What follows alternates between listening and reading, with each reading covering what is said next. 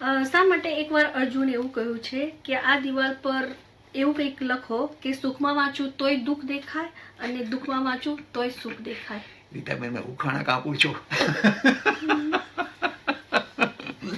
સાચું કહું મારે વિચાર કરવો પડશે, તરત જવાબ નહીં આપી શકું. એવું કયું છે તમે મને કયો જવાબ આપો. એમાં તમારી પાસે જવાબ છે, આપો મને. મારી પાસે નથી એટલે તમે તમને પૂછ્યું છે.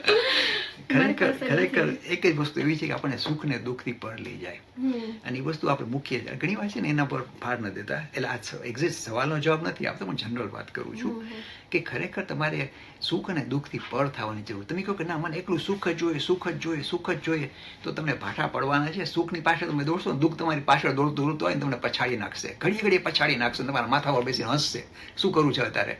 એટલે સુખ ને દુઃખની સૃષ્ટિ છે ને એ બીજું તમને કહું, બહુ વિચાર છે કરવા જેવી વસ્તુ છે. કારણ કે આપણે ઘણા લોકોને પૂછીએ કે તું ઓરાઈટ છે, તો કે હા ઓકે બધું બરાબર છે. મને બધું બધા ઓકે, પણ ખરે ઓકે કાંઈ નથી. 50 વસ્તુ મને અંદર લોહી પીતી હોય મારા, પણ તોય આપણે બધા ઓકે કહે. એટલે આપણે છે ને તમાચો મારીને ગાલને લાલ રાખીએ છીએ. એટલે ખરેખર સૃષ્ટિ અઘરી છે ને કરુણ છે, બહુ અઘરું છે. તો પછી કરવું શું? તો આપણું ધર્મ એમ કહે છે કે તમે સુખ અને દુઃખ બંનેથી પર થાવ. તમે કહો ના માત્ર સુખની પાછળ દોડ મૂકવી છે અને દુઃખ ભૂલી જાવ, એવું નથી થવાનું. દુઃખ આવે ને ફટકારવાનું તમને.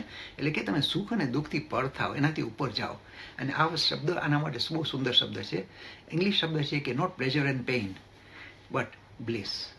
એટલે તમે છે ને હંમેશા આનંદની પાછળ તો કરતા છે ને તમારું સાચું સ્વરૂપ જ આનંદમય છે.